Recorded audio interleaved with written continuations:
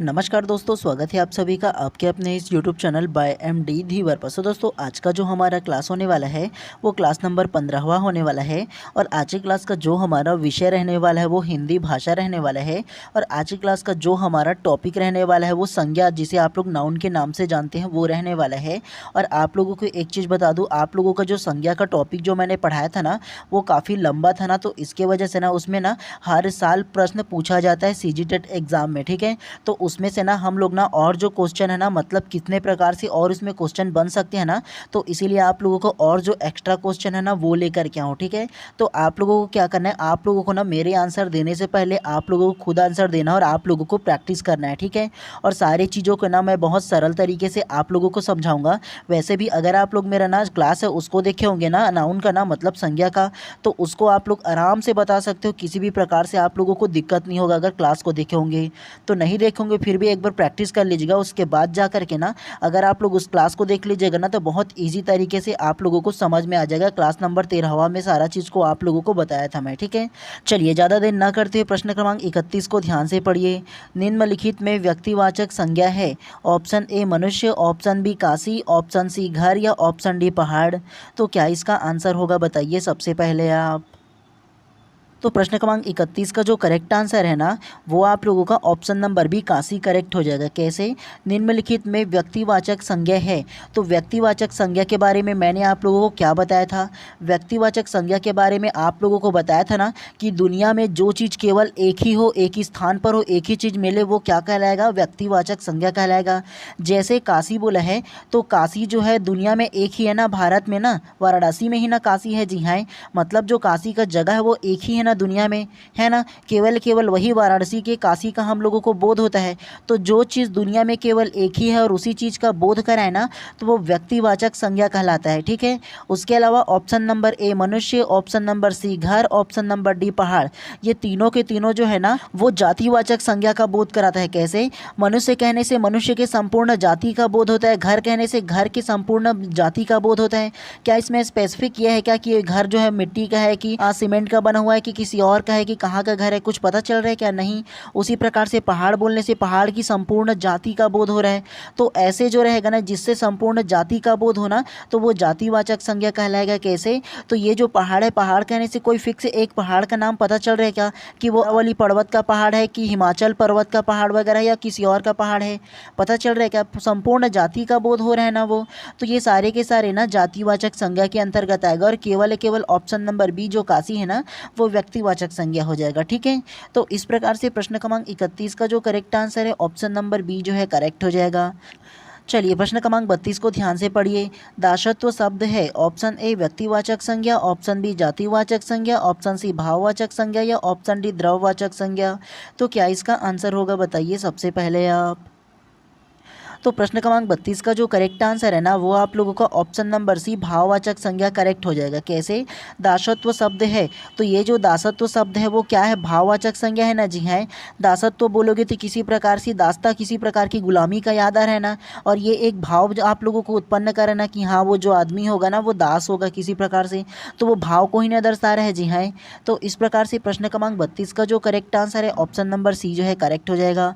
और एक चीज़ आप लोग ना पूरे क्लास के बाद ना मेरे को ज़रूर बताइएगा कि आप लोगों का ना जितने भी प्रश्न मैं आप लोगों को लाया हूँ ना, लगभग 25 से 30 प्रश्न लाया हूँ ना, उसमें से कितना सही हो रहा है आप लोग कमेंट करके ज़रूर एक बार बताइएगा आप लोग, ठीक है। चलिए प्रश्न क्रमांक 33 को अब ध्यान से पढ़िए। स्थान व दिशा बोधक का उदाहरण है। ऑप्शन ए बालक स्कूल जाता है, ऑप्शन बी सीता गाना गाती है, ऑप्शन सी सूर्य पूर्व से निकलता है या ऑप्शन डी कोयला कू कू बोलती है। तो क्या इसका आंसर होगा बताइए सबसे पहले आप। तो प्रश्न क्रमांक 33 का जो करेक्ट आंसर है ना, वो आप लोगों का ऑप्शन नंबर सी सूर्य पूर्व से निकलता है करेक्ट हो जाएगा। कैसे? स्थान व दिशा बोधक का उदाहरण है। तो स्थान और दिशा बोधक का जो उदाहरण है ना, जिसके अंतर्गत ना स्थान भी है और दिशा भी है ना, तो दोनों के दोनों सूर्य पूर्व से निकलता है, इस सेंटेंस में हो जाएगा, ठीक है। तो इस प्रकार से प्रश्न क्रमांक 33 का जो करेक्ट आंसर होगा ना, ऑप्शन नंबर सी जो है करेक्ट हो जाएगा। चलिए नेक्स्ट प्रश्न को पढ़ते हुए चलते हैं। चलिए प्रश्न क्रमांक 34 को ध्यान से पढ़िए। भाववाचक संज्ञा शब्द नहीं है। ऑप्शन ए शैशव, ऑप्शन बी पशुता, ऑप्शन सी खट्टा या ऑप्शन डी ममता। तो क्या इसका आंसर होगा बताइए सबसे पहले आप। तो प्रश्न क्रमांक 34 का जो करेक्ट आंसर होगा ना वो आप लोगों का ऑप्शन नंबर सी खट्टा करेक्ट हो जाएगा। कैसे? भाववाचक संज्ञा शब्द नहीं है बोले है ना, तो भाववाचक संज्ञा शब्द जो नहीं है ऑप्शन नंबर सी खट्टा करेक्ट हो जाएगा। उसके अलावा शैशव, पशुता और उसके अलावा ममता जो है ना, ये तीनों के तीनों भाववाचक संज्ञा के अंतर्गत आता है। और भाववाचक संज्ञा क्या है ये आप लोगों को बताओ ना, तो किसी गुण, दशा, स्वभाव, कार्य का बोध कराने वाले शब्द को ना भाववाचक संज्ञा कहेंगे, जो इमोशन को दर्शाता है उन सारी चीज़ों को। ठीक है, तो इस प्रकार से प्रश्न क्रमांक 34 का जो करेक्ट आंसर है ना ऑप्शन नंबर सी जो है करेक्ट हो जाएगा। चलिए नेक्स्ट प्रश्न को पढ़ते हुए चलते हैं। चलिए प्रश्न क्रमांक 35 को ध्यान से पढ़िए। उचित का भाववाचक संज्ञा क्या होगा? ऑप्शन ए उचितानुसार, ऑप्शन बी औचित्य, ऑप्शन सी उचितस्य, ऑप्शन डी उचाव या ऑप्शन ई उचिता। तो क्या इसका आंसर होगा बताइए सबसे पहले आप। तो प्रश्न क्रमांक 35 का जो करेक्ट आंसर है ना वो आप लोगों का ऑप्शन नंबर बी औचित्य करेक्ट हो जाएगा। कैसे? उचित की भाववाचक संज्ञा क्या होगी? तो ये जो उचित शब्द है ना उसका भाववाचक जो संज्ञा होगा वो औचित्य करेक्ट हो जाएगा, ये आप लोगों को समझना है। ठीक है, तो इस प्रकार से प्रश्न क्रमांक 35 का जो करेक्ट आंसर है ना ऑप्शन नंबर बी जो है करेक्ट हो जाएगा। चलिए नेक्स्ट प्रश्न को पढ़ते हुए चलते हैं। चलिए प्रश्न क्रमांक 36 को ध्यान से पढ़िए। मीठा का भाववाचक संज्ञा होगी? ऑप्शन ए मिठाई, ऑप्शन बी मिठास, ऑप्शन सी मीठी, ऑप्शन डी मधुर, ऑप्शन ई मिठुआ। तो क्या इसका आंसर होगा बताइए सबसे पहले आप। तो प्रश्न क्रमांक 36 का जो करेक्ट आंसर है ना वो आप लोगों का ऑप्शन नंबर बी मिठास करेक्ट हो जाएगा। कैसे?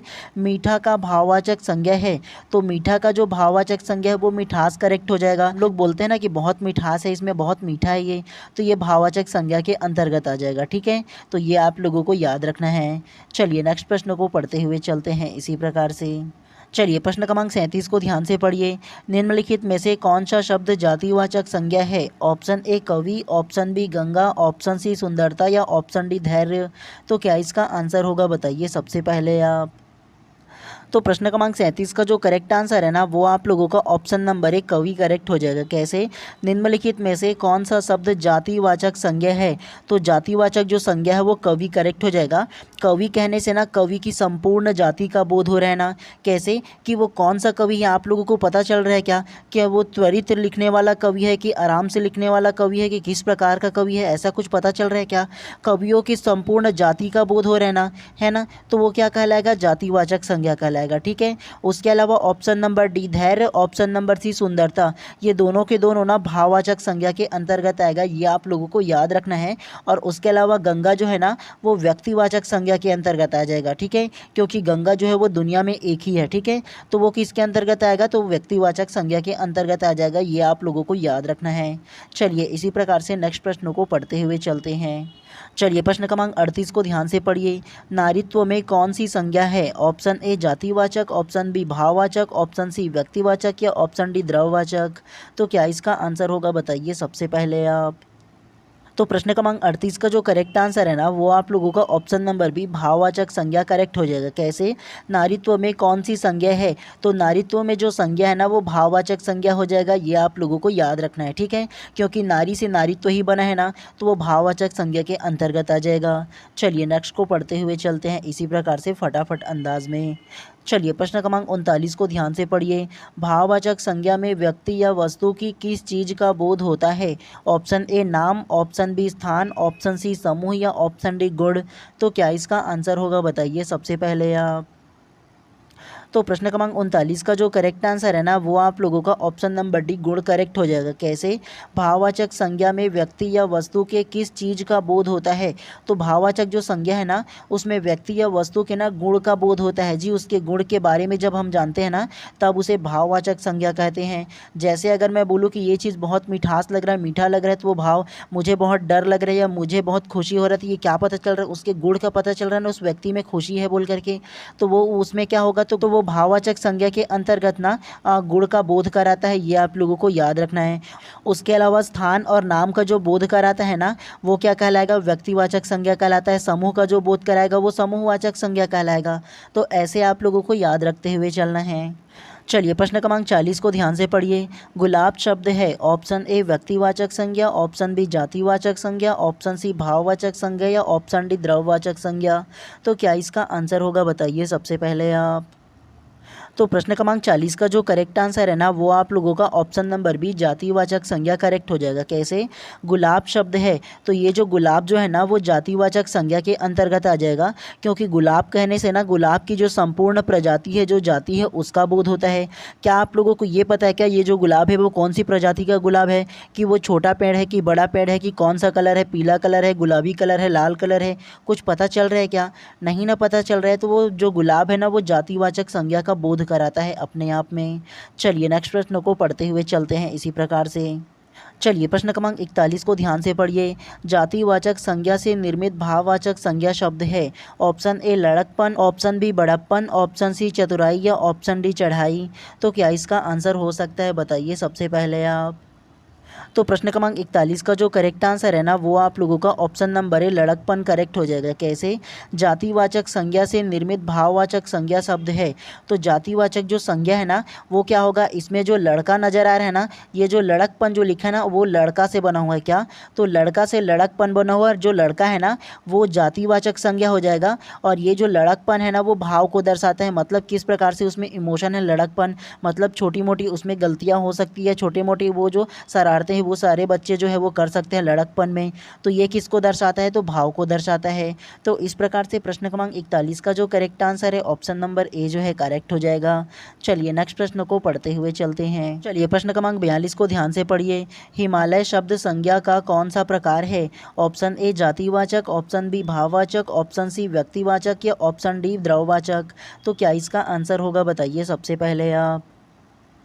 तो प्रश्न क्रमांक 42 का जो करेक्ट आंसर है ना वो आप लोगों का ऑप्शन नंबर सी व्यक्तिवाचक करेक्ट हो जाएगा। कैसे? हिमालय शब्द संज्ञा का कौन सा प्रकार है? तो ये जो हिमालय है ना वो संज्ञा का ना व्यक्तिवाचक संज्ञा है, ये आप लोगों को याद रखना है। कैसे? तो ये जो हिमालय है दुनिया में केवल एक ही है ना, भारत के जो उत्तर में बसा हुआ हिमालय है वो है ना, तो जो हिमालय है वो एक ही, और एक ही जो दुनिया में है वो क्या कहलाता है? व्यक्तिवाचक संज्ञा ना होगा। जी हाँ। तो इस प्रकार से प्रश्न क्रमांक 42 का जो करेक्ट आंसर है ऑप्शन नंबर सी जो है करेक्ट हो जाएगा। चलिए नेक्स्ट को पढ़ते हुए चलते हैं इसी प्रकार से।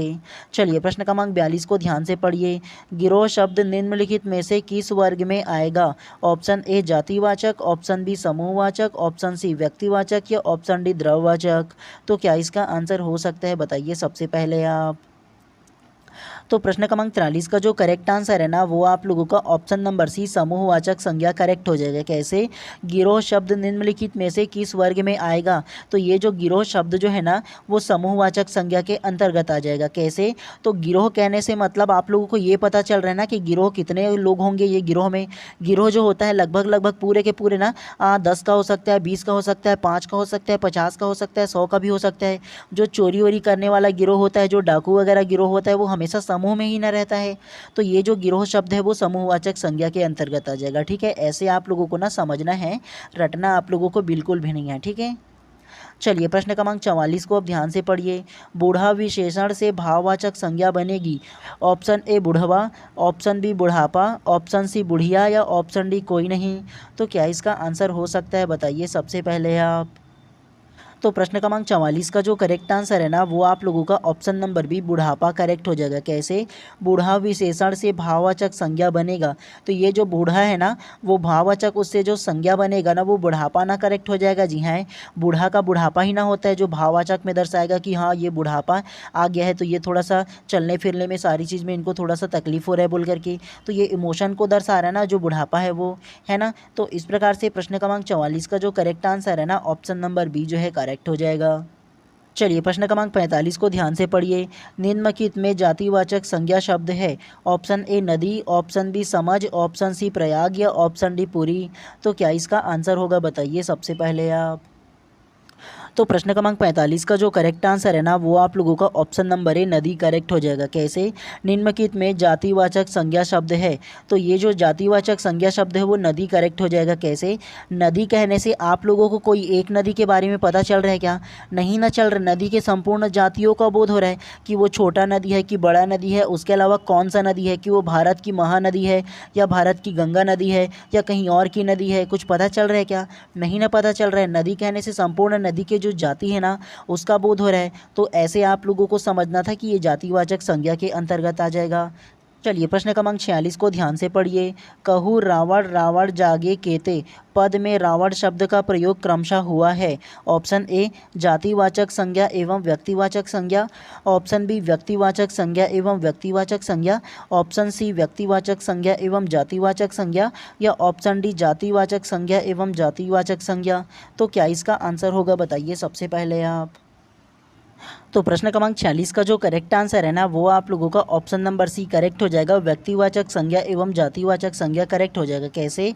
कहूँ रावण रावण जग केते पद में रावण शब्द का प्रयोग क्रमशः हुआ है। तो पहला देखो ये जो कहूँ रावण जो दिया है ना वो कहूँ रावण का मतलब ये है कि ये ना व्यक्तिवाचक संज्ञा के अंतर्गत आ जाएगा जिसमें प्रॉपर रावण का नाम लिया गया है। और उसके अलावा दूसरा में ये रावण जग केते जो बोला है ना तो ये रावण में ना जातिवाचक संज्ञा का उल्लेख किया गया है। कैसे? तो ये जो रावण जग केते बोला है ना तो रावण की पूरी जाति का बोध कराए। मतलब अभी जो वर्तमान में ना कई ऐसे लोग हैं जो रावण की तरह होते हैं बोल करके रावण की तरह कार्य करते हैं, रावण की तरह रिएक्ट करते हैं ना, तो ये शब्द बोला गया है इसमें। ठीक है, तो एक जो है वो व्यक्तिवाचक संज्ञा के अंतर्गत आ जाएगा पहला वाला जो रावण है वो, और दूसरा जो रावण लिखा है ना वो जातिवाचक संज्ञा के अंतर्गत आ जाएगा। तो ये आप लोगों को नोट करके रखना है। ठीक है, चलिए नेक्स्ट प्रश्न को पढ़ते हुए चलते हैं इसी प्रकार से। चलिए प्रश्न क्रमांक 47 को ध्यान से पढ़िए। मोटापा और बुढ़ापा भाववाचक संज्ञा किस लिंग में प्रयुक्त होता है? ऑप्शन ए स्त्रीलिंग, ऑप्शन बी पुल्लिंग, ऑप्शन सी एक स्त्रीलिंग में और एक पुल्लिंग में, या ऑप्शन डी इनमें से कोई नहीं। तो क्या इसका आंसर हो सकता है बताइए सबसे पहले आप। तो प्रश्न क्रमांक 47 का जो करेक्ट आंसर है ना वो आप लोगों का ऑप्शन नंबर बी पुल्लिंग करेक्ट हो जाएगा। कैसे? मोटापा और बुढ़ापा भाववाचक संज्ञा किस लिंग में प्रयुक्त होता है? तो ये जो मोटापा है और बुढ़ापा है ना दोनों के दोनों सदैव पुल्लिंग में प्रयुक्त होता है। यह आप लोगों को याद रखना है। ठीक है, हम लोग जब एक आदमी को देखते हैं जो एक मोटा होता है बहुत ज़्यादा लड़कों में से, तो उसको हम लोग क्या कहेंगे? मोटापा आप में बहुत है बोलते हैं, बुढ़ापा भी आप में बहुत है बोलते हैं ना, ऐसे करके। तो वो सदैव पुल्लिंग में प्रयुक्त होता है। ये जो दोनों जो शब्द है उसे आप लोगों को नोट करके रख लेना है। ठीक है, चलिए नेक्स्ट को पढ़ते हुए चलिए प्रश्न क्रमांक 48 को ध्यान से पढ़िए। जातिवाचक संज्ञा बताइए। ऑप्शन ए सेना, option B Shyam, option C लड़का, या ऑप्शन डी मेला। तो क्या इसका आंसर होगा बताइए सबसे पहले आप। तो प्रश्न क्रमांक 48 का जो करेक्ट आंसर है ना वो आप लोगों का ऑप्शन नंबर सी लड़का करेक्ट हो जाएगा। कैसे? जातिवाचक संज्ञा बताइए। तो जो जातिवाचक संज्ञा ना वो लड़का करेक्ट हो जाएगा। कैसे? तो लड़का जो है, और लड़का कहने से आप लोगों को क्या समझ में आता है? लड़कों की संपूर्ण जाति का बोध हो रहा है ना। वो कौन सा लड़का है आप लोगों को पता चल रहा है क्या? नहीं ना पता चल रहा है। लड़कों की संपूर्ण उसकी जाति का बोध हो रहा है तो वो जातिवाचक संज्ञा के अंतर्गत आ जाएगा। उसके अलावा सेना और उसके अलावा मेला ये दोनों के दोनों समूहवाचक संज्ञा के अंतर्गत आ जाएगा। सेना में क्या होता है? समूह में रहता है, और मेला भी क्या है? समूह में रहता है। ठीक है, मतलब एक से अधिक लोग होते हैं तो वो समूहवाचक संज्ञा हो जाएगा। उसके अलावा श्याम जो है ना वो व्यक्तिवाचक संज्ञा के अंतर्गत आ जाएगा। श्याम जो है केवल एक ही होगा, नाम से लिया गया है, मतलब ये ना व्यक्तिवाचक संज्ञा के अंतर्गत आ जाएगा। तो ऐसे आप लोगों को याद रखना है। ठीक है, चलिए नेक्स्ट को पढ़ते हुए चलते हैं। चलिए प्रश्न क्रमांक 49 को ध्यान से पढ़िए। नीचे लिखे शब्दों में भाववाचक संज्ञा पहचानिए। ऑप्शन ए दक्षिण, ऑप्शन बी नम्रता, ऑप्शन सी त्रिगवेद, या ऑप्शन डी बटन। तो क्या इसका आंसर हो सकता है बताइए सबसे पहले आप। तो प्रश्न क्रमांक 49 का जो करेक्ट आंसर है ना वो आप लोगों का ऑप्शन नंबर बी नम्रता करेक्ट हो जाएगा। कैसे? नीचे लिखे गए शब्दों में भाववाचक संज्ञा पहचानिए। तो भाववाचक जो संज्ञा है ना वो नम्रता ही ना करेक्ट हो जाएगा। जी हाँ, तो इस प्रकार से प्रश्न क्रमांक 49 का जो करेक्ट आंसर है ऑप्शन नंबर बी जो है करेक्ट हो जाएगा। नम्रता जो है वो इमोशन को दर्शाता है ना कि एक जो व्यक्ति है वो कितना नम्र है, मतलब कितना विनयपूर्वक रहता है। चलिए प्रश्न क्रमांक 50 को अब ध्यान से पढ़िए। यशोदा हमारे घर की लक्ष्मी है, वाक्य में लक्ष्मी कौन सी संज्ञा है? ऑप्शन ए व्यक्तिवाचक संज्ञा, ऑप्शन बी जातिवाचक संज्ञा, ऑप्शन सी भाववाचक संज्ञा, या ऑप्शन डी इनमें से कोई नहीं। तो क्या इसका आंसर होगा बताइए सबसे पहले आप। तो प्रश्न क्रमांक 50 का जो करेक्ट आंसर है ना वो आप लोगों का ऑप्शन नंबर बी जातिवाचक संज्ञा करेक्ट हो जाएगा। कैसे? यशोदा हमारे घर की लक्ष्मी है, वाक्य में लक्ष्मी कौन सी संज्ञा है? तो ये जो लक्ष्मी है ना वो जातिवाचक संज्ञा के अंतर्गत आ जाएगा। कैसे? हम लोग अपने घर में अपनी बेटी को ये बोलते हैं ना कि तुम हमारे घर की लक्ष्मी हो बोल करके, सब के सब बोलते हैं ना, अपने अपने घर में सभी अपने बेटियों को बोलते हैं ना कि ये हमारी घर की लक्ष्मी बोल करके। तो जो लक्ष्मी है ना वो जाति का बोध करा रहा है, संपूर्ण जाति का। ठीक है, जैसे हम लोग लोग ने थ्योरी में पढ़ा था ना कि व्यक्तिवाचक संज्ञा से कैसे जातिवाचक संज्ञा में पढ़ा जाता है बोल करके। यशोदा हमारे घर की लक्ष्मी है, तो एक जो व्यक्ति है ना वो यशोदा है, और यशोदा को ना हमारे घर की लक्ष्मी बोल रहे हैं, और ये जो लक्ष्मी है वो जातिवाचक संज्ञा में आ जाएगा, क्योंकि हर घर में ऐसा बोला जाता है इसके वजह से, ठीक है। और हम लोगों ने थ्योरी में भी ना बहुत अच्छे से पढ़ा था इसी को। चलिए प्रश्न क्रमांक 51 को ध्यान से पढ़िए। क्रोधी शब्द क्या है? ऑप्शन ए सर्वनाम, ऑप्शन बी क्रिया विशेषण, ऑप्शन सी संज्ञा या ऑप्शन डी क्रिया। तो क्या इसका आंसर हो सकता है, बताइए सबसे पहले आप। तो प्रश्न क्रमांक 51 का जो करेक्ट आंसर है ना वो आप लोगों का ऑप्शन नंबर सी संज्ञा करेक्ट हो जाएगा। कैसे? क्रोधी शब्द क्या है? तो ये जो क्रोधी शब्द है ना वो संज्ञा के अंतर्गत आ जाएगा, और ये जो क्रोधी शब्द है वो भाववाचक संज्ञा में आ जाएगा, ये भी आप लोगों को याद रखना है, ठीक है। आप लोग जब किसी शब्द को देखो ना उसको देख करके ये याद आना चाहिए कि वो किस संज्ञा के अंतर्गत आएगा, ऐसे आप लोगों को पढ़ना है, ठीक है। चलिए प्रश्न क्रमांक 52 को अब ध्यान से पढ़िए। पशुता शब्द का उदाहरण है। ऑप्शन ए व्यक्तिवाचक संज्ञा का, ऑप्शन बी द्रववाचक संज्ञा का, ऑप्शन सी भाववाचक संज्ञा का, या ऑप्शन डी जातिवाचक संज्ञा का। तो क्या इसका आंसर हो सकता है, बताइए सबसे पहले आप। तो प्रश्न क्रमांक 52 का जो करेक्ट आंसर है ना वो आप लोगों का ऑप्शन नंबर सी भाववाचक संज्ञा का करेक्ट हो जाएगा। कैसे? पशुता शब्द का उदाहरण है, तो ये जो पशुता जो शब्द है ना वो उदाहरण है, वो भाववाचक संज्ञा ना हो जाएगा। जी हाँ, कैसे? तो हम लोग बोलते हैं ना कि तय बहुत जानवर जैसे है, मतलब तुम बहुत जानवर जैसे हो, पशु जैसा व्यवहार कर रहे हो, तो वो भाव को दर्शा रहे हैं ना उसके। तो इस प्रकार से प्रश्न क्रमांक 52 का जो करेक्ट आंसर होगा ना ऑप्शन नंबर सी जो है करेक्ट हो जाएगा। चलिए नेक्स्ट को पढ़ते हुए चलते हैं इसी प्रकार से। चलिए प्रश्न क्रमांक 53 को ध्यान से पढ़िए। हरियाली है। ऑप्शन ए जातिवाचक संज्ञा, ऑप्शन बी समूहवाचक संज्ञा, ऑप्शन सी भाववाचक संज्ञा, या ऑप्शन डी विशेषण। तो क्या इसका आंसर हो सकता है, बताइए सबसे पहले आप। तो प्रश्न क्रमांक 53 का जो करेक्ट आंसर है ना वो आप लोगों का ऑप्शन नंबर सी भाववाचक संज्ञा करेक्ट हो जाएगा। कैसे? हरियाली है, तो हरियाली जो है वो एक भाववाचक संज्ञा के अंतर्गत आ जाएगा। हम लोग देख करके अपने भाव को प्रकट करते हैं ना कि यहाँ पर देखो ये जंगल में कितना ज़्यादा हरियाली है, कितना ज़्यादा अच्छा है बोल करके, तो हम अपने भाव को प्रकट करते हैं ना इस प्रकार के शब्द का प्रयोग करके। तो इस प्रकार से प्रश्न क्रमांक 53 का जो करेक्ट आंसर है ना ऑप्शन नंबर सी जो है करेक्ट हो जाएगा। चलिए नेक्स्ट को पढ़ते हुए चलते हैं इसी प्रकार से। चलिए प्रश्न क्रमांक 54 को ध्यान से पढ़िए। दान शब्द में किस प्रकार की संज्ञा मानी जाएगी? ऑप्शन ए गुणवाचक, ऑप्शन बी भाववाचक, ऑप्शन सी जातिवाचक, या ऑप्शन डी व्यक्तिवाचक। तो क्या इसका आंसर होगा, बताइए सबसे पहले आप। प्रश्न क्रमांक 54 का जो करेक्ट आंसर है ना वो आप लोगों का ऑप्शन नंबर बी भाववाचक संज्ञा करेक्ट हो जाएगा। कैसे? दान शब्द किस प्रकार की शब्द मानी जाएगी? तो ये जो दान शब्द है ना वो भाववाचक संज्ञा के अंतर्गत माना जाएगा, ये आप लोगों को याद रखना है। हम लोग बोलते हैं ना कि ये जो आदमी है वो महान दानी है बोल करके, है ना, तो वो दानी बोलो या दान बोलो, दोनों के दोनों ना भाववाचक संज्ञा के अंतर्गत आ जाएगा, ठीक है। चलिए नेक्स्ट को पढ़ते हैं। ये प्रश्न क्रमांक 55 को ध्यान से पढ़िए। निम्नलिखित वाक्यों में भाववाचक संज्ञा है। ऑप्शन ए पश्चिम बंगाल एक सुंदर राज्य है, ऑप्शन बी छोटा नागपुर में लोहे का भंडार है, ऑप्शन सी हमारे कमरे में 4 खिड़कियां हैं। तो प्रश्न क्रमांक 55 का जो करेक्ट आंसर है ना वो आप लोगों का ऑप्शन नंबर डी भवन की सजावट अच्छी है करेक्ट हो जाएगा। कैसे? निम्नलिखित वाक्यों में भाववाचक संज्ञा है बोला है ना, तो भाववाचक जो संज्ञा है ऑप्शन नंबर डी हो जाएगा, भवन की सजावट अच्छी है। तो ये सजावट अच्छी है वो भाव को दर्शा रहे ना, मतलब आप किसी चीज़ को देखोगे, किसी भवन को देखोगे, वो सुंदर है बोलोगे, बहुत खूबसूरत है बोलोगे, तो उसको देखकर आपके मन में जो भावना आ रहा है वो व्यक्त हो रहा है ना, तो वो भाववाचक संज्ञा के अंतर्गत आ जाएगा, ठीक है। चलिए नेक्स्ट प्रश्न को पढ़ते हुए चलते हैं। चलिए प्रश्न क्रमांक 56 को ध्यान से पढ़िए।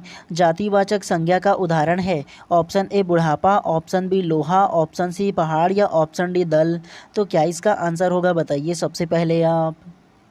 तो प्रश्न क्रमांक 56 का जो करेक्ट आंसर है ना वो आप लोगों का ऑप्शन नंबर सी पहाड़ करेक्ट हो जाएगा। कैसे? जातिवाचक संज्ञा का उदाहरण है, तो जातिवाचक जो संज्ञा का उदाहरण है ऑप्शन नंबर सी पहाड़ करेक्ट ना हो जाएगा। जी हाँ, पहाड़ बोलने से किसी एक पहाड़ के बारे में पता चल रहा है क्या कि वो भारत का पहाड़ है, कि किसी और देश का पहाड़ है, कि और कहीं और का पहाड़ है, या कौन सा पहाड़ है, कोई पता चल रहा है क्या? तो वो पहाड़ की संपूर्ण जाति का बोध करा रहा है, ठीक है, केवल पहाड़ बोलने से। तो इस प्रकार से प्रश्न क्रमांक 56 का जो करेक्ट आंसर है ना ऑप्शन नंबर सी जो है करेक्ट हो जाएगा। उसके अलावा बुढ़ापा जो है ना वो भाववाचक संज्ञा को दर्शाता है। इसके अलावा लोहा जो है ना वो द्रववाचक संज्ञा को दर्शाता है, क्योंकि लोहा जो है वो द्रव पदार्थ से ही ना बना हुआ है। और उसके अलावा दल जो है वो समूहवाचक संज्ञा को दर्शाता है। तो ऐसे आप लोग ना जितने भी शब्दों को देखो ना तो खुद से ना बताने की कोशिश किया करो आप लोग, ठीक है। चलिए प्रश्न क्रमांक 57 को ध्यान से पढ़िए।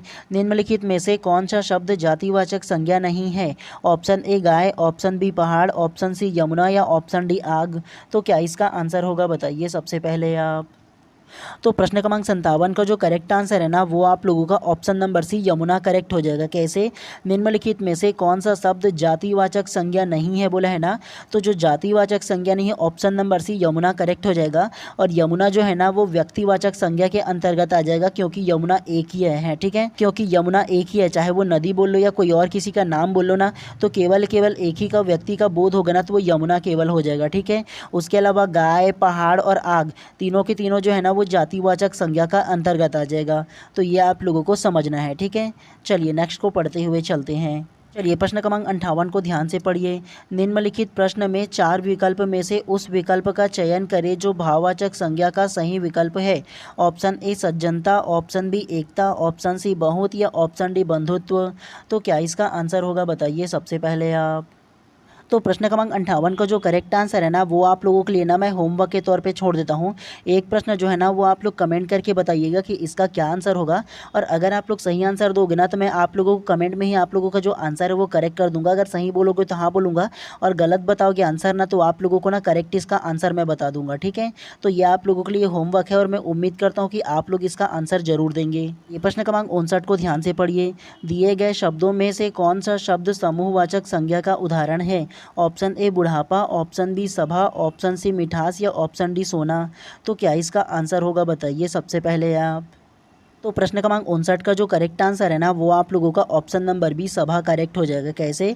दिए गए शब्दों में से कौन सा शब्द समूहवाचक संज्ञा होगा ना, तो समूहवाचक जो संज्ञा है वो सभा ही ना करेक्ट हो जाएगा। जी हाँ, क्योंकि सभा जहाँ पास लगता है वो उसमें कितना संख्या होता है, एक से अधिक संख्या होता है ना, वो चाहे 10 का हो, 20 का हो, 50 का हो, 100 का हो।